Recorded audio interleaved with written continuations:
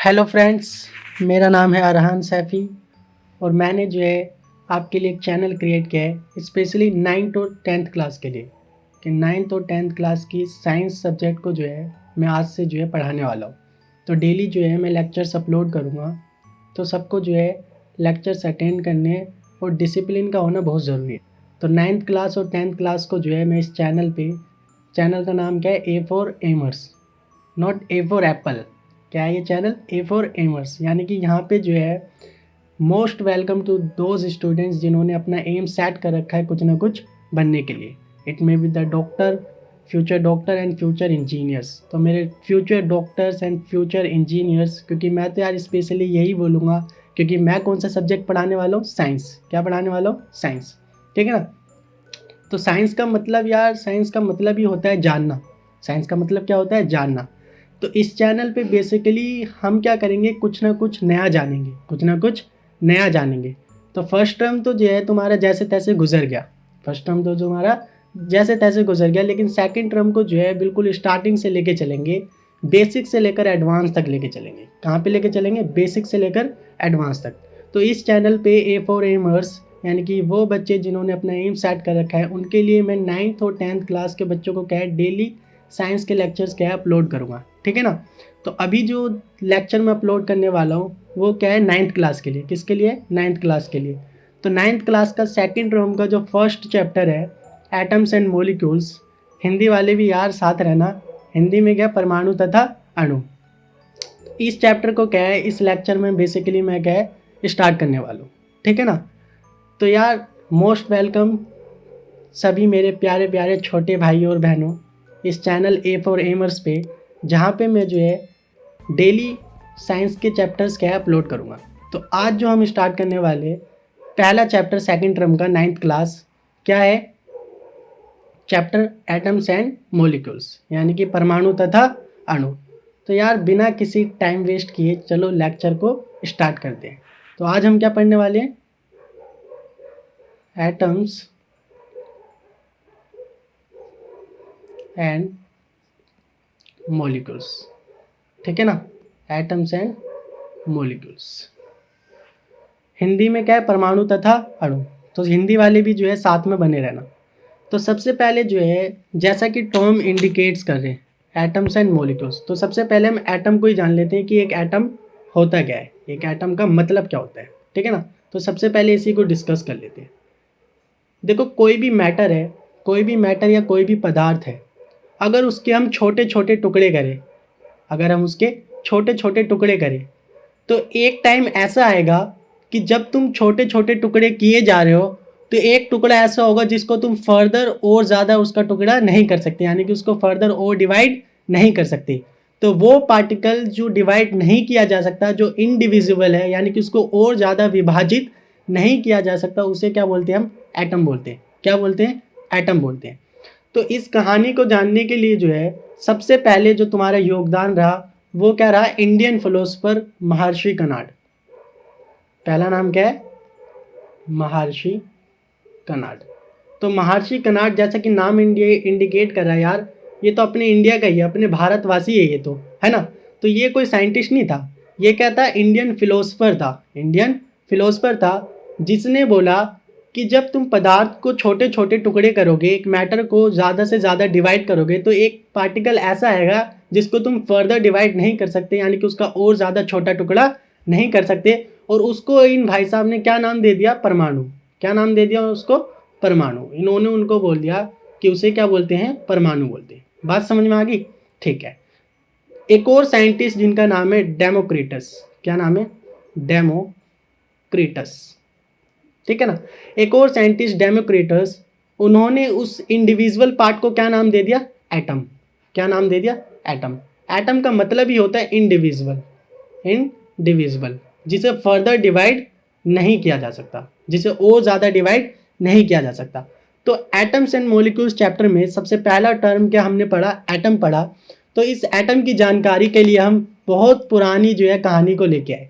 बहुत पुरानी कहानी का मतलब ये है, सबसे पहले हमारे इंडियन फिलोसफर जिनका नाम क्या है? महर्षि कनाड है, उन्होंने ये बोला कि तुम किसी पदार्थ के छोटे छोटे टुकड़े करते जाओ तो एक ऐसा टुकड़ा आएगा जिसको और ज़्यादा डिवाइड नहीं कर सकते, उसको उन्होंने बोल दिया परमाणु। तो 1 नंबर का क्वेश्चन तुम्हारा यहाँ से ये बन सकता है कि परमाणु टर्म सबसे पहले यूज़ किसने किया, तो वो किया महर्षि कनाड ने। किसने किया? अपने इंडिया का, भारतवासी का था। कौन? महर्षि कनाड। और फिर ये पूछा जा सकता है कि एटम टर्म सबसे पहले किसने यूज़ किया, तो वो कौन थे? Greek philosopher. यहाँ पे कौन से फिलोसफर आगे? ग्रीक। उनका नाम क्या था? डेमोक्रिटस। तो परमाणु वर्ड किसने दिया? महर्षि कनाड ने दिया। डेमोक्रिटस वर्ड एटम वर्ड किसने दिया? डेमोक्रिटस ने दिया। लेकिन टोटल मिला के बात ये है, एटम का मतलब होता है इंडिविजिबल, यानी कि जिसको फर्दर डिवाइड नहीं किया जा सकता, उस पार्टिकल को क्या बोलते हैं? एटम बोलते हैं। या उसको क्या बोलते हैं? हिंदी वालों बने रहो, परमाणु बोलते हैं। क्या बोलते हैं? परमाणु बोलते हैं। बात समझ में आ गई? ठीक है, आगे अब फर्दर जो है मूव करते हैं। अब हम आगे मूव करते हैं।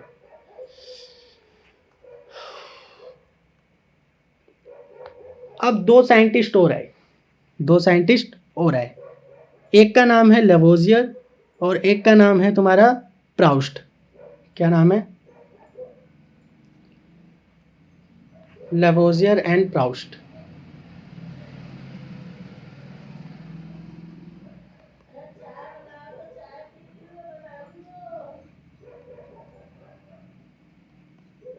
यार रात के 11:35 हो चुके हैं। सही है ना?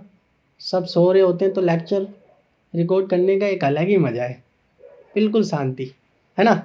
चलो, तो अब क्या है हमारे पास? Lavoisier and Proust.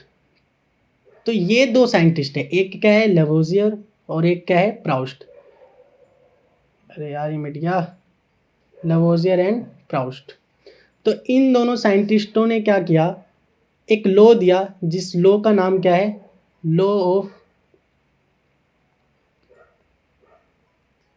Chemical combination. Law of chemical combination. क्या नाम है? Law of chemical combination. Hindi वाले साथ में सुनते रहेंगे और नोट करते रहेंगे। रासायनिक संयोजन का नियम। रासायनिक संयोजन का नियम कहने का मतलब ये है, लेवोजियर और प्राउस्ट ने क्या है? लॉ ऑफ केमिकल कॉम्बिनेशन दिया, यानी कि केमिकल्स के कॉम्बिनेशन का एक नियम दिया। यानी कि एक नियम नहीं है यहाँ पे, कोई एक नियम नहीं है, बल्कि कितने नियम है यहाँ पे? 2 नियम है। यानी कि लॉ ऑफ केमिकल कॉम्पोजिशन में, लॉ ऑफ केमिकल कॉम्बिनेशन में 2 लॉ शामिल है। कितने लॉ शामिल है? 2। तभी तो ये क्या है? लॉ ऑफ केमिकल कॉम्बिनेशन है। पहला लॉ क्या है? लॉ ऑफ कंजर्वेशन ऑफ मास। पहला लॉ क्या है? लॉ ऑफ कंजर्वेशन ऑफ मास। ठीक है ना? और दूसरा लॉ क्या है? Law of constant proportion. Law of constant proportion. ठीक है, तो समझने वाली बात क्या है कि लॉ ऑफ केमिकल कॉम्बिनेशन यानी कि रासायनिक संयोजन का नियम किन 2 साइंटिस्टों ने दिया? पहला तो यही क्वेश्चन है। तो वो 2 साइंटिस्ट कौन से हैं? Lavoisier and Proust. इन दोनों भाई साहबों ने मिलके रासायनिक संयोजन यानी कि लॉ ऑफ केमिकल कॉम्बिनेशन दिया।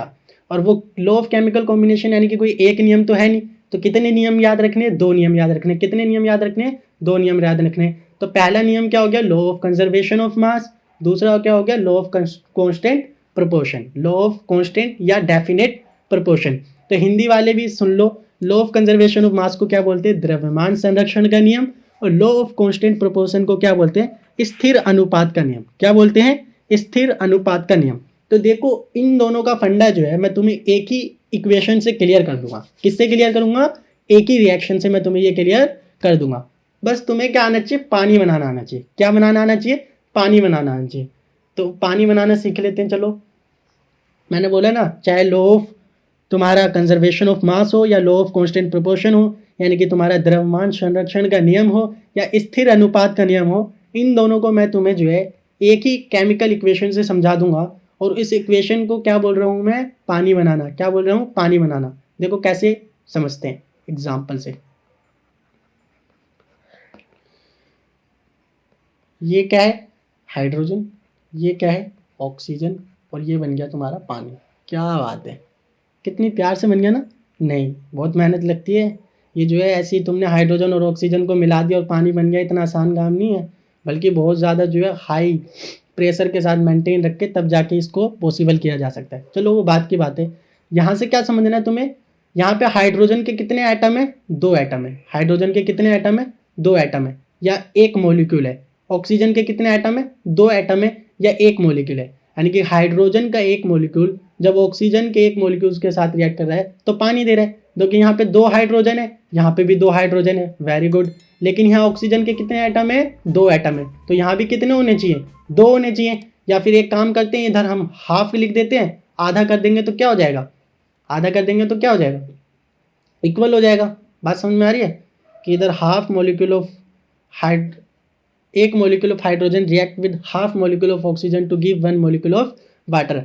हाइड्रोजन का जो है 1 मॉलिक्यूल, 1 अणु ऑक्सीजन के आधे अणु के साथ रिएक्ट कर रहा है, तो 1 मॉलिक्यूल क्या दे रहा है, पानी दे रहा है। तो ये तो बात की बात है। लेकिन मैं क्या समझाने वाला हूँ यहाँ से, द्रव्यमान संरक्षण का नियम समझाने वाला हूँ। और क्या समझाने वाला हूँ, स्थिर अनुपात का नियम, यानी कि तुम्हारा law of conservation of mass and law of constant proportion. मैं तुम्हें सिर्फ एक इक्वेशन से समझाने की कोशिश करूंगा। तो देखो पहला नियम क्या हमने पढ़ा था, law of conservation of mass. तो law of conservation of mass ये कहता है, पहली बात मास सबको समझ में आता है, मास क्या होता है, मास या द्रव्यमान क्या होता है। देखो कोई भी चीज़ जो एक फिक्स्ड अमाउंट में हो और जगह घेरती है उसे क्या बोलते हैं, मास बोलते हैं, उसे क्या बोलते हैं, द्रव्यमान बोलते हैं। फॉर एग्जाम्पल 1 किलो के चावल है तो वो कम जगह घेरेगी, वहीं 10 किलो के चावल है, एक बोरा जो है 10 किलो का मैं तुम्हें दे दूँ तो वो ज़्यादा जगह घेरेगी।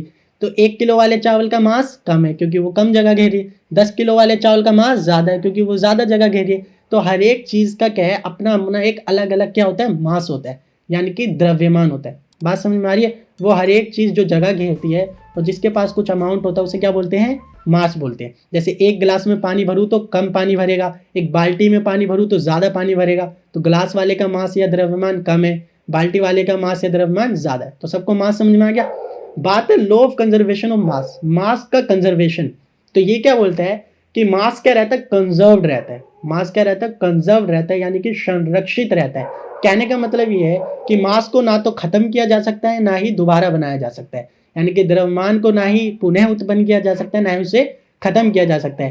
कहने का मतलब है मास can neither be created, mass can neither be created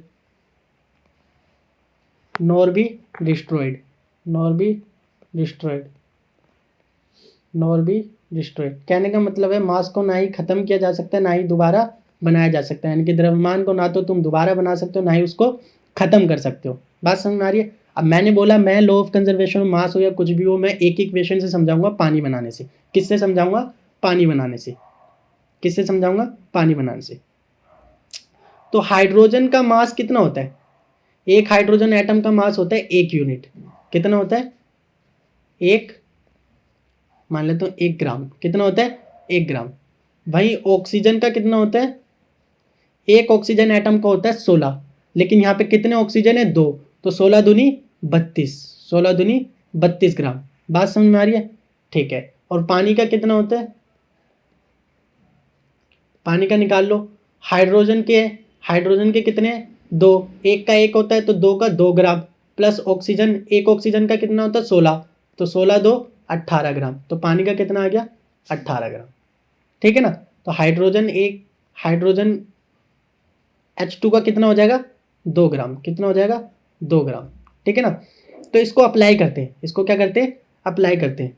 ये देखो, ये तुम्हारा हाइड्रोजन है, हाइड्रोजन का कितना ग्राम है, 2 ग्राम।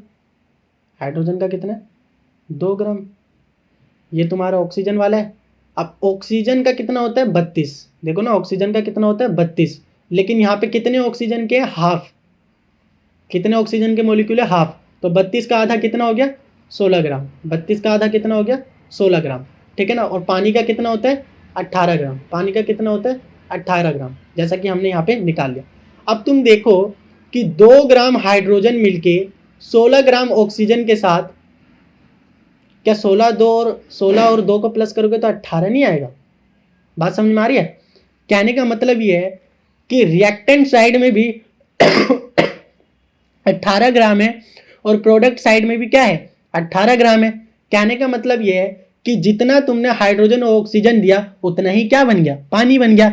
ऐसा तो है नहीं कि हाइड्रोजन और ऑक्सीजन तुम दे रहे हो 18 ग्राम और पानी बन रहा है 16 ग्राम, ना तो पानी कम बन रहा है और ऐसा भी नहीं है कि तुम 18 ग्राम हाइड्रोजन और ऑक्सीजन दे रहे हो और पानी बन रहा है 20 ग्राम। कहने का मतलब ये है कि जितना तुम हाइड्रोजन और ऑक्सीजन मिला रहे हो उतना ही क्या मिल रहा है, पानी मिल रहा है। यानी कि जितनी रिएक्टेंट साइड में चीजें हैं उतनी ही प्रोडक्ट साइड में बन रही है, ना तो कोई नई चीज बन रही है ना ही कोई चीज घट रही है। कहने का मतलब ये इधर भी 18 ग्राम और राइट साइड में भी 18 ग्राम, रिएक्टेंट साइड में भी 18 ग्राम और प्रोडक्ट साइड में भी 18 ग्राम। यानी कि जब हाइड्रोजन और ऑक्सीजन को मिला रहे थे तो भी 18 ग्राम था और जब पानी बन के मिला तो भी कितना मिला, 18 ग्राम ही मिला। कहने का मतलब ये मास ना तो यहाँ पे खत्म हुआ है यानी कि 18 से कम तो नहीं मिला, ना ही मास जो है यहाँ पे क्रिएट हुआ है यानी कि 18 से ज़्यादा मिला। कहने का मतलब ये है यहाँ पे जितना मास पहले था उतना ही मास क्या है रिएक्शन के बाद में। इसलिए हम क्या बोल रहे हैं, law of conservation of mass. Mass can neither be created और नॉर बी डिस्ट्रॉय। यानी कि द्रव्यमान को ना तो तुम खत्म कर सकते हो ना ही पुनः उत्पन्न कर सकते हो। सबको समझ में आ गया? आई होप सबको समझ में आ गया लॉ ऑफ कंजर्वेशन ऑफ मास क्या है। डेफिनेशन भी समझ में आ गई और एक पानी के एग्जाम्पल से भी मैंने समझा दिया, ठीक है ना। तो हमने क्या पढ़ा, लॉ ऑफ केमिकल कॉम्बिनेशन किसने दिया, लेवोजियर और प्राउस्ट ने दिया, जिसमें पहला क्या था, law of conservation of mass, mass can neither be created और नॉर बी डिस्ट्रॉयड, और पानी के एग्जाम्पल से सबको समझ में आ गया। दूसरा क्या है, लॉ ऑफ कांस्टेंट प्रोपोर्शन। दूसरा क्या है, लॉ ऑफ कांस्टेंट, इसको डेफिनेट भी बोल देते हैं, क्या बोल देते हैं, डेफिनेट। लॉ ऑफ कांस्टेंट या डेफिनेट प्रोपोर्शन। बात समझ में आ रही है? ठीक है। हिंदी में क्या बोलते हैं, स्थिर अनुपात का नियम। हिंदी में क्या बोलते हैं, स्थिर अनुपात का नियम। तो इसकी जो है तुम्हारी एनसीईआरटी में एग्जैक्ट डेफिनेशन दी है प्राउस्ट भाई साहब ने, उस डेफिनेशन को एक बार जो है लिख लेते हैं। डेफिनेशन क्या है, in a chemical substance, in a chemical substance. देखो पेपर में भी जो है कुछ साइंटिस्ट अगर कोई चीज़ कह रहा है ना तो उसको अगर तुम एज इट इज लिखोगे तो तुम्हारा प्रभाव पड़ेगा। हाँ, टीचर को लगेगा तुम भी साइंटिस्ट हो। बात समझ में आ रही है? तो कुछ चीज़ें जो है एज इट इज कोशिश किया करो पेस्ट करने की, ठीक है ना, क्योंकि ये क्या है साइंटिस्ट की लैंग्वेज में है। प्राउस्ट भाई साहब ने कहा in a chemical substance the elements, रात में भी चैन नहीं है, गाड़ियाँ चला रहे हैं यार, हक बनता है उनका चलाने दो। हाँ यार, कहाँ पहुँच गए हम। In a chemical substance the elements are always, the elements are always present in definite, present in definite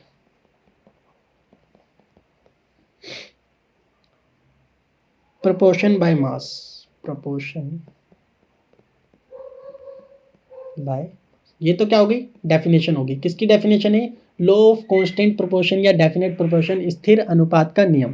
in a chemical substance the elements are always present in definite proportion by mass. यानी कि किसी भी chemical substance में, यानी कि किसी भी तत्व में, किसी भी रासायनिक तत्व में जो एलिमेंट्स होते हैं are always present in definite proportion by mass. इसको भी जो है एग्जाम्पल से समझेंगे। किससे समझेंगे, एग्जाम्पल से समझेंगे। वही एग्जाम्पल क्या, पानी बनाना। क्या एग्जाम्पल है, पानी बनाना। पानी बनाना तो सबको आना चाहिए। Hydrogen half molecule of oxygen gives water. बात समझ में आ रही है? यानी कि हाइड्रोजन का एक मॉलिक्यूल ऑक्सीजन के आधे मॉलिक्यूल के साथ रिएक्ट करके क्या बनाता है, पानी बनाता है, ठीक है ना, एक मॉलिक्यूल ऑफ वाटर बनाता है। अब समझना है यहाँ पे क्या, लॉ ऑफ कांस्टेंट प्रोपोर्शन या डेफिनेट प्रोपोर्शन, यानी कि स्थिर अनुपात के नियम को क्या है बेसिकली हमें यहाँ पे समझना है, ठीक है ना। हमारा मेन फंडा क्या है, इसको समझना है। तो देखो हाइड्रोजन का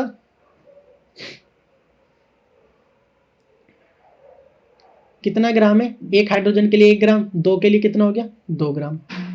ऑक्सीजन का निकालते हैं, एक ऑक्सीजन का 16 होता है तो 2 के लिए कितना हो जाएगा, 16 दूनी 32, और 32 का आधा कितना हो जाएगा, 16 ग्राम। यानी कि यहाँ पे 16 ग्राम। और वाटर का कितना है, पता है वाटर का सबको 18 ग्राम, 2 हाइड्रोजन का और 16 ऑक्सीजन का, 16 16 2 18 ग्राम।